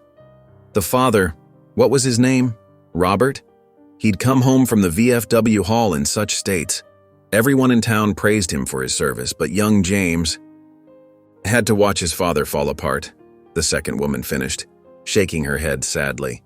While everyone else saw the uniform and the medals, that boy saw the broken man behind them. The screaming, the drinking, the nightmares. No wonder he's got such a chip on his shoulder about veterans, the first woman sighed, adjusting her flowered scarf. Must be hard watching strangers praise your father while you're living with his demons. Caleb's chest tightened as he listened, his heart beating faster with each revelation. The medal Sergeant Willis had given him suddenly felt heavier in his pocket, like a stone weighing him down. He turned away from the benches and headed home, his mind churning with this new information, each step feeling heavier than the last. When he told Marcia what he'd overheard, she set down the bills she'd been sorting through and listened intently, her reading glasses perched on top of her head. After he finished, she remained quiet for several long moments, her hands folded on the kitchen table, the afternoon light streaming through the window casting shadows across her thoughtful face. "You know," she finally said, her voice gentle and warm like a soft blanket, "pain doesn't always show itself the way we expect. Sometimes it comes out as anger or bitterness or pushing others away, like a wound that never properly healed." Caleb slumped in his chair, the wooden seat creaking beneath him. "But that doesn't make what he did right." "No, it doesn't," Marcia agreed, reaching across to squeeze his hand. "Understanding someone's pain doesn't excuse their actions, but it can help us see them as human. Sometimes people carry burdens we can't see." Caleb pulled Sergeant Willis's medal from his pocket, studying its worn surface, running his thumb over the raised lettering and dulled metal.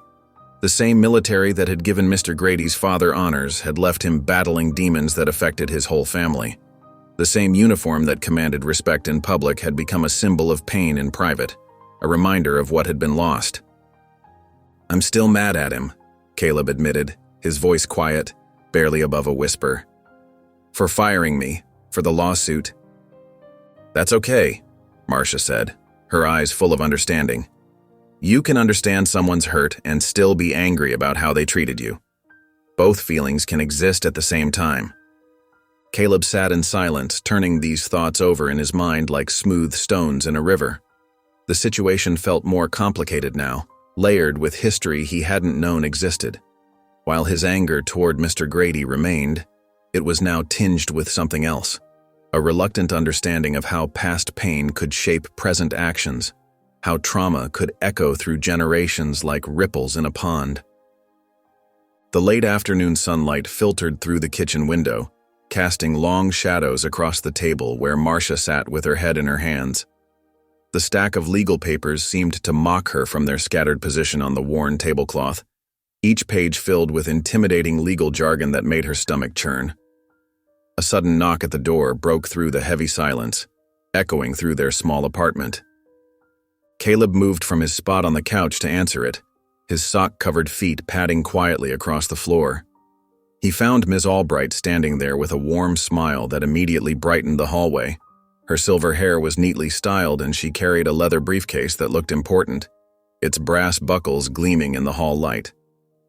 "May I come in?" she asked, her eyes twinkling with barely contained excitement. The scent of her light floral perfume drifted into the apartment.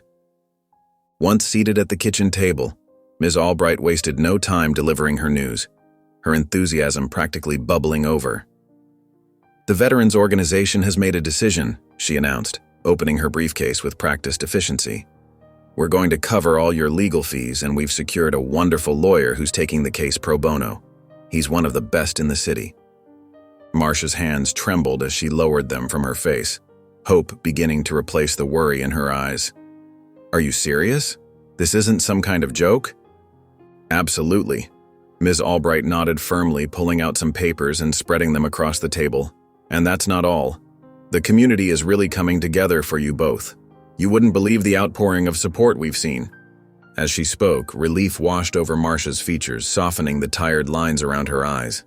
Ms. Albright explained how volunteers were already circulating a petition throughout the neighborhood, gathering signatures to urge Mr. Grady to drop the charges. Her fingers flew across her tablet screen as she showed them screenshots of social media posts where hundreds of people had shared messages of support, their words full of encouragement and understanding. Later that evening, Sergeant Willis surprised them with a video call, his familiar face appearing just when they needed a friendly presence. His face filled Caleb's phone screen as he proudly showed them a recording he'd made earlier that day. In the video, Willis spoke directly to the camera, his voice thick with emotion as he described how Caleb's simple act of kindness had affected him, his military medals visible on the shelf behind him. "Before that day in the diner," Willis said in the recording, his eyes glistening with unshed tears, "I felt invisible. But this young man saw me, really saw me, when others looked away. His compassion gave me hope again. He reminded me what it means to be human." The video had already begun circulating online, drawing thousands of views and supportive comments. Friends from their church shared it, neighbors reposted it, and strangers from across town left encouraging messages, creating a virtual wave of support that seemed to grow by the minute.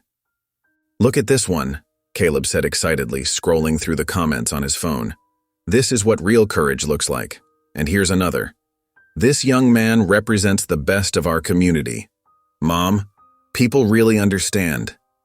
Marcia watched her son's face light up as he read more messages, his earlier dejection replaced by cautious optimism.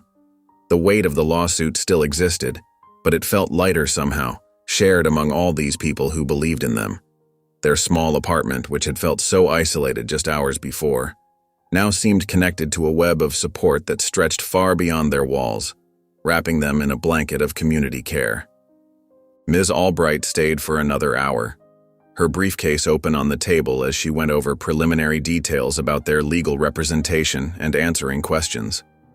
With each piece of information she shared, the fog of uncertainty that had surrounded them began to lift, replaced by rays of hope. As evening settled in, Caleb sat cross-legged on his bed, watching Sergeant Willis's video one more time. The glow of his phone illuminated his face as he looked up at his mother standing in the doorway, her silhouette framed by the hallway light. "Maybe things will turn out okay after all," he said softly, a small smile playing at the corners of his mouth. The morning sun cast long shadows across the courthouse steps as Caleb and Marcia approached, their footsteps echoing in the crisp air. Caleb tugged nervously at his tie, a borrowed one from their neighbor that still smelled faintly of mothballs. His fingers trembled slightly as he adjusted the knot for what felt like the 100th time that morning. As they rounded the corner onto the main street, both stopped in their tracks. A sea of faces greeted them. Dozens of veterans sat proudly in wheelchairs, their medals glinting in the morning light. Their weathered faces held expressions of quiet determination and solidarity. Neighbors and community members stood shoulder to shoulder, holding handmade signs that rustled in the breeze. "Kindness is not a crime," one read in bold letters. "Drop the charges," declared another. Some signs featured photos from the diner incident, blown up and surrounded by hearts and messages of support. The quiet dignity of the gathered crowd stood in stark contrast to the chaos of media presence. Television cameras whirred and clicked, their red lights blinking like mechanical eyes. Reporters clutched microphones and notepads, their voices creating a constant buzz of commentary and questions. The morning air filled with the sound of equipment being shifted and adjusted as cameramen sought better angles. Caleb felt his throat tighten with emotion. He glanced at his mother, seeing tears welling in her eyes as she took in the scene. Her hand squeezed his shoulder gently, offering silent strength. Before either could move, Sergeant Willis appeared beside them, his wheelchair gliding smoothly across the pavement. He wore his full military dress uniform, medals prominently displayed on his chest, each one polished to a brilliant shine. "You're not alone in this fight," Willis said, placing his hand firmly on Caleb's shoulder.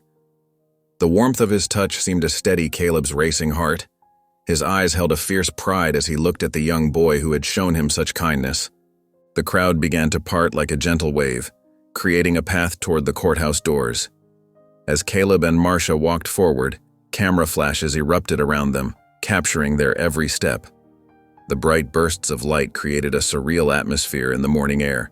Despite the overwhelming media presence, Caleb found strength in the supportive faces surrounding them. Mrs. Turner from the diner stood near the steps, offering a warm smile and clutching a tissue to her chest. Mr. Jenkins gave him a firm nod of encouragement, his usual gruff expression softened by concern. Veterans in wheelchairs formed an honor guard of sorts, their presence lending gravity to the moment. Many wore their dress uniforms, their medals and ribbons telling silent stories of sacrifice and service.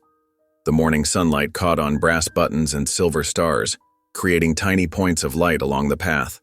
One elderly veteran raised his hand in a respectful salute as Caleb passed, his arm steady despite his advanced years.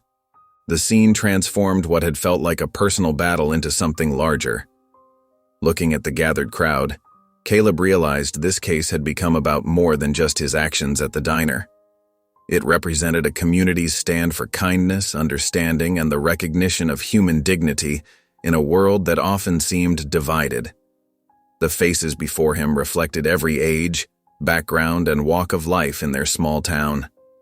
Camera crews jostled for position as Caleb, Marcia, and Sergeant Willis approached the courthouse steps. Reporters called out questions, their voices blending into a cacophony of sound. Microphones thrust forward like curious creatures seeking attention, yet the steady presence of supporters created a buffer that made the media frenzy feel less intimidating, like a distant storm that couldn't touch them. At the base of the courthouse steps, Caleb paused and turned to look back at the gathered crowd. The morning sun had risen higher now, bathing everyone in golden light. The sight of so many people standing together, united in support of kindness and justice, filled him with an unexpected surge of courage. Some faces in the crowd nodded encouragingly, while others smiled or wiped away tears. Whatever waited for them inside those imposing doors, he knew with absolute certainty that he wasn't facing it alone. Inside the courthouse, the heavy wooden doors closed behind them with a resonant thud, the sound echoing off the high ceiling and marble walls. Caleb sat beside Marcia at the plaintiff's table, their lawyer arranging papers with practiced efficiency, occasionally pausing to highlight key documents. The polished benches creaked as spectators shifted in their seats, their whispered conversations creating a soft hum throughout the room, punctuated by the occasional cough or rustling of clothing. When Mr. Grady entered with his legal team, Caleb couldn't help but steal a glance, his heart beating a little faster at the sight. The diner owner's usual confident stride was missing, replaced by hesitant steps that seemed to echo his uncertainty. Dark circles under his eyes suggested sleepless nights, and his shoulders carried a visible weight that made him appear years older than he was. The judge had barely settled into her chair, adjusting her black robes with dignified movements, when Mr. Grady rose unexpectedly to his feet. His lawyer looked startled, reaching to pull him back down with an urgent whisper, but Mr. Grady gently shook off the restraining hand, straightening his tie as he stood. "Your Honor," he began, his voice wavering slightly, hands gripping the edge of the table. "If I may address the court?" The judge nodded, her expression curious but neutral, and Mr. Grady cleared his throat. "I've spent the past few weeks angry and defensive, but the truth is, I was wrong." His voice grew stronger with each word, resonating through the hushed courtroom. "I let my personal issues cloud my judgment and hurt a young man who showed nothing but kindness and compassion." The room fell completely silent, the kind of silence that feels almost physical in its intensity. Even the usual shuffling of papers ceased as Mr. Grady continued, turning to face Caleb and Marcia directly, his eyes glistening with emotion. "My father came back from war a changed man. He received medals and praise from strangers while our family dealt with his nightmares, his anger, his pain." Mr. Grady's voice cracked slightly, and he paused to compose himself. "When I saw Caleb helping that veteran, something in me snapped. I saw all those people who used to pat my father on the back while ignoring how much our family was hurting, how much we needed help ourselves." Marcia reached for Caleb's hand under the table, squeezing it gently as Mr. Grady spoke, her warmth providing silent support and comfort. "But that's no excuse for what I did," Mr. Grady continued, his shoulders straightening with resolve. "Caleb showed the kind of compassion I wish more people had shown my family. Instead of recognizing that, I punished him for it." He turned to address the judge directly, his voice steady and clear. "I'd like to withdraw all charges, Your Honor. This case should never have been filed." A collective exhale seemed to sweep through the courtroom, like a wave of relief washing over everyone present. The judge peered over her glasses, studying Mr. Grady's face for a long moment before nodding, her expression softening slightly. "Motion to dismiss granted," she declared, her gavel striking with quiet finality, the sound sharp and decisive in the silent room. Relief flooded Caleb's chest as the tension of the past weeks began to dissolve, leaving him feeling lighter than he had in days. Around them, the courtroom erupted in soft murmurs of approval, the sound growing like a gentle tide. Through the tall windows they could hear muffled cheers from the crowd outside, who had somehow sensed the positive outcome, their joy filtering through the thick glass. As people began filing out of the courtroom, their footsteps echoing on the polished floor, Caleb noticed Mr. Grady standing alone in a corner, looking both relieved and uncertain, his hands fidgeting with his suit jacket. Their eyes met across the room, and in that brief moment, something passed between them. Not quite forgiveness, but understanding. A silent acknowledgement of shared humanity. No words were needed. The simple exchange of glances said enough, carrying the weight of everything that had happened and the promise of what might come next. The weeks following the courthouse drama brought unexpected blessings to Caleb and Marcia's lives. One morning, they received a letter from the Veterans Organization announcing that anonymous donors had established a scholarship fund in Caleb's name. The fund would not only cover his upcoming band trip, but also provide support for his future educational endeavors, including college preparation courses and music lessons. "Mom, look at this!" Caleb exclaimed, his hands trembling as he held the official letter. The paper crinkled beneath his excited grip. Marcia wiped happy tears from her eyes as she read the details, her shoulders relaxing visibly for the first time in months. At the Veterans Center, Caleb found a new sense of purpose. Sergeant Willis had recommended him as a volunteer, and the center's coordinator welcomed him warmly, giving him a bright blue volunteer badge that he wore with pride. 3 afternoons a week, Caleb helped serve meals, organize activities, and simply sat with veterans who wanted to share their stories. He learned to play chess from a former Navy captain and heard tales of courage that left him spellbound. "You've got a gift for listening, son," one elderly veteran told him after sharing memories of his time in Vietnam. The man's weathered face brightened as he spoke, his eyes sparkling with renewed energy. And Caleb realized these conversations meant as much to the veterans as they did to him. Meanwhile, the community's attitude toward Mr. Grady began to shift. The Veterans Organization reached out to him, inviting him to participate in their fundraising events. At first, he hesitated, but gradually he started showing up at community gatherings, usually arriving early and staying late. People noticed how he would quietly help set up chairs or serve coffee, his actions speaking louder than words. Sometimes he would even exchange small smiles with Caleb across the room. Letters arrived daily at Caleb and Marcia's apartment, filling their mailbox to bursting. Some came from nearby towns, others from across the country, each envelope carefully addressed and stamped. Each contained stories of kindness, struggle, and hope. A mother wrote about her son who fought depression after returning from deployment. A teacher shared how she used Caleb's story to teach her students about compassion, including drawings from her class showing acts of kindness. "Listen to this one, Mom," Caleb said one evening, reading from a particularly touching letter. His voice grew soft with emotion. "This lady says her daughter saw the video of me helping Sergeant Willis, and now she volunteers at their local nursing home every Saturday morning." Marcia watched her son from across the kitchen table, her heart swelling with pride. The medal Sergeant Willis had given him caught the evening light as it rested between them, its brass surface gleaming warmly. Caleb picked it up, running his fingers over its worn surface, tracing the raised letters with careful attention. "It all started with one small moment," he said thoughtfully, amazed at how much had changed since that day at the diner.